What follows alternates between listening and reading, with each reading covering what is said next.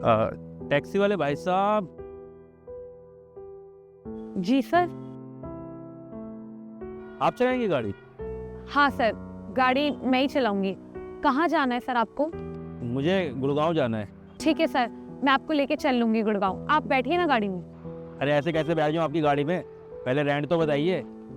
Sir वो गुड़गांव तक के, हाँ 700 रुपये लगेंगे सर। 700 रुपये? लगता है मैडम आपको जाना नहीं है, यहाँ बहुत सारी कैब्स हैं, मैं उसमें चला जाऊँगा। सर वो आप एक काम करिए, आप बता दीजिए आप कितने देंगे। एक काम करो, 600 रुपये ले लेना। बट 600 रुपये तो बहुत ही कम हो जाएंगे सर। देखो तुम वैसे भी लड़की हो, पता नहीं तुम्हें गाड़ी ठीक से चलानी आती होगी नहीं आती होगी। मैं तो रिस्क ही ले रहा हूँ, चलना है तो चलो, नहीं तो कुछ नहीं होता। टैक्सी तो बहुत मिलेगी यहाँ पर। ठीक है कोई बात नहीं, एक काम करिए आप बैठिए। आप खड़ी रहोगे, सामान भी रखोगे डिक्की में? हाँ सर लाइए, मैं रख देती हूँ। एक चीज़ और बताओ, ये टोल वोल का सब इसमें इंक्लूड है, अलग से पैसे मांगोगे इसके? नहीं नहीं सर, सब कुछ इसी में इंक्लूड है। चलो ठीक है, सामान रखो डिक्की में।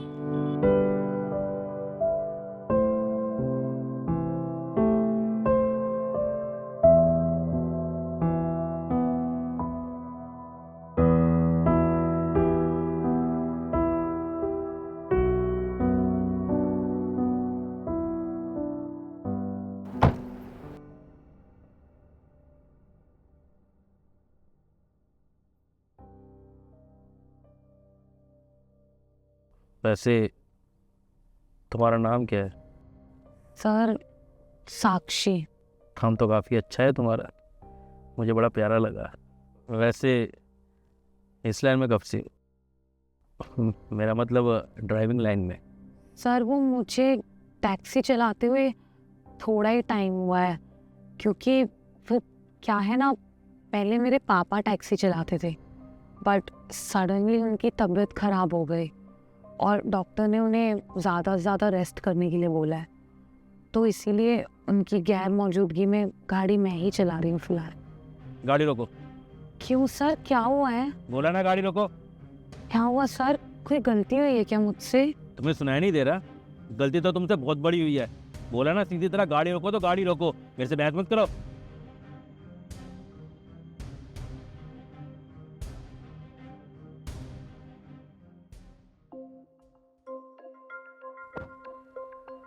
सबसे पहले तो तुम मुझे ये बताओ कि तुम्हारा मेरा जेंडर क्या है? सर मैं एक लड़की हूँ और आप एक लड़के हैं। पहला सबक, कभी किसी आदमी को ना अपने साथ फ्रंट सीट पे मत बिठाओ। हाँ, अगर बहुत ज़्यादा मुसीबत हो या फिर इमरजेंसी हो तो बात समझ में आती है, क्योंकि ना अगर वो आदमी तुम्हारे साथ आगे वाली सीट पे बैठेगा ना तो वो तुम्हें वैसे ही घूरेगा जैसे मैं तुम्हें घूर रहा था। वो तुम्हें हैवानियत भरी नज़रों से देखेगा जैसे उसे कोई मौका मिल गया आज। और अब तुम सुनो दूसरा सबक, कभी भी किसी पैसेंजर को ना ऐसे मुड़कर पीछे मत देखो। अगर उससे बात करनी है तो ये जो आगे फ्रंट मिरर बना है ना, इसमें देखकर बात करो, आंखों में आंखें डालकर, शेर के बच्चे की तरह, समझ रही हो ना? क्योंकि अगर तुम आंखों में आंखें डाल के बात करोगी ना तो किसी की हिम्मत नहीं होगी तुम्हें बुरी नज़र से देखने की। और ऐसे डरना तो बिल्कुल भी मत, हमेशा शेरनी की तरह रहो। और तीसरा सबक, कभी किसी पैसेंजर से ना किराया मत पूछो। ये गाड़ी तुम्हारी है, गाड़ी तुम चलाओगी तो तुम डिसाइड करोगी कि तुमको क्या किराया चाहिए, पैसेंजर डिसाइड नहीं करेगा। एक बात बताओ, तुमने मुझसे कितना किराया मांगा था? 700 रुपये। तुम्हें अंदाज़ा भी है यहाँ से गुड़गांव का किराया कितना है? कम से कम 1150 रुपये। और तुम 700 रुपये में तैयार हो गई, और उसमें मैंने तुमसे भाव तोल करा तुम 600 में भी तैयार हो गई।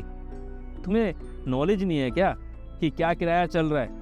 एक बात बताओ, अगर 600 रुपये में तुम यहाँ से मुझे गुड़गांव लेके जाओगी तो क्या कमाओगी? उसमें तुम टोल भी देने के लिए तैयार हो गई हो। मुझे लगता है कि तुम अभी नई नई ड्राइवर बनी हो, तुम्हें नॉलेज नहीं है। और तुम्हें पता है कि गाड़ी की मेंटेनेंस कितनी महंगी होती है। जब तुम पैसे कमाने के बाद में हिसाब किताब लगाओगी ना तो तुम्हें कुछ नहीं बचेगा, उल्टा तुम घाटे में जाओगी। इसलिए किराया अपनी मर्जी से मांगो, कस्टमर के अनुसार मत चलो। और चौथा सबक, ये जो तुम कार चलाने का काम कर रही हो ना, ये बहुत बहादुरी का काम है।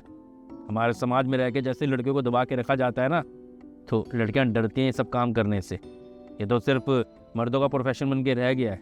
अगर तुमने इस प्रोफेशन को चुना भी है तो तुम्हें अपने अंदर हिम्मत को और बढ़ाना होगा, अपने डर के ऊपर जीत हासिल करनी होगी। ऐसे डर डर के ना काम नहीं चलेगा। और एक अच्छी सलाह और दूँ तुम्हें, मैंने तुमसे जब पूछा कि तुम ये काम क्यों कर रही हो तो तुमने अपनी मजबूरी गिनवाई कि तुम्हारे पापा बीमार रहते हैं इस वजह से तुम ये काम कर रही हो। गलत। कभी किसी पैसेंजर को अपनी मजबूरी मत बताना। वो तुम्हारे लिए मजबूरी हो सकती है लेकिन सामने वाले के लिए नहीं। वो संपत्ति में तुम्हें लेके तुम्हारा फ़ायदा भी उठा सकता है, इसलिए चौकन्ना रहना बहुत ज़रूरी है। अपना दर्द कभी किसी बेगाने को मत बताओ। देखो आज तो तुम्हारा पहला दिन है, लेकिन अगर तुम्हें ये काम करना है ना तो तुम्हें काफ़ी मर्द मिलेंगे जो तुम्हें हैवानियत भरी नज़रों से देखेंगे, तुम्हारा फ़ायदा उठाने की कोशिश करेंगे। इसके लिए तुम्हारे को ना अपने डर के ऊपर जीत हासिल करनी होगी। अगर ऐसे सहमी सहमी रहोगी तो तुम ये काम नहीं कर पाओगी। ये काम क्या, तुम कोई भी काम नहीं कर पाओगी, क्योंकि लड़की जब तक अपने डर को नहीं निकालेगी वो आगे नहीं बढ़ सकती है। इसलिए हर लड़की का कर्तव्य है कि अपने डर के ऊपर जीत हासिल करे। और दूसरी गलती तुम्हारी जानते क्या है? तुम ड्राइविंग कर रही है, इस प्रोफेशन को तुमने चुना है, लेकिन तुमने सीट बेल्ट ही नहीं पहनी थी। अरे सीट बेल्ट तो बहुत ज़रूरी है, ये हमारी सेफ्टी के लिए है, तुम्हारी भी सेफ्टी के लिए है। इसलिए खुद भी सीट बेल्ट लगानी है और पैसेंजर को भी समझाना है कि सीट बेल्ट लगाए अगर आगे वाले सीट के ऊपर कोई बैठा है तो। और अगर वो मना करता है तो तुम इसका विरोध करो, क्योंकि ये गाड़ी तुम्हारी है, तुम्हें कानून का पालन करना है। अगर चालान कटेगा ना तो तुमको पैसे भरने होंगे, पैसेंजर को नहीं। वो तो अपने हाथ झाड़ के साइड में खड़ा हो जाएगा।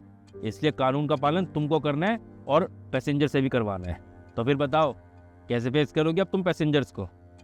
बिल्कुल उसी तरह सर जैसे कि आपने मुझे सिखाया, बिल्कुल शेरनी के बच्चे की तरह, आंखों में आंखें डाल के। Very good. Thank you sir, अब चलते हैं। चलिए।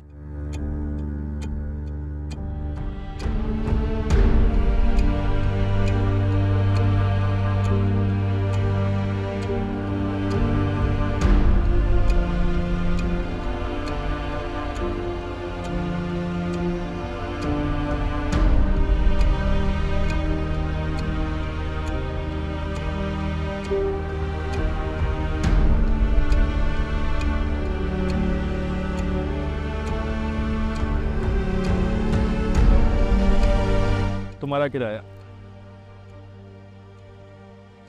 ये लो, पूरे 1250 रुपये। 1150 तुम्हारा किराया और 100 रुपये टोल के। और सबक को अच्छे से याद रखना जो मैंने तुम्हें सिखाया है। Thank you so much sir. Madam Noida चलोगी क्या?